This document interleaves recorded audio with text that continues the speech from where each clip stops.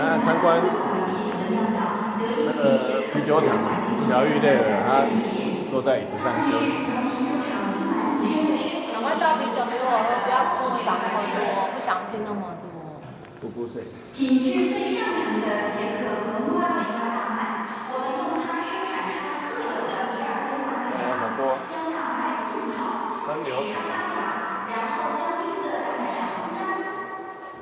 世界闻名的摘子蓝枣水啤酒花，珍珠糖是啤酒厂的核心所在。约斯曼欧布拉啤酒的出飞工序在世界上独一无二、难以模仿。原因在于麦芽浆和可料的3次煮沸，即直接加热。这个工序被称作糖化，在铜质糖化锅中进行，加热的火焰温度为600摄氏度。胶粉虽然麦芽加水混合，1/3的混合料装入铜锅，煮沸并持续一阵子，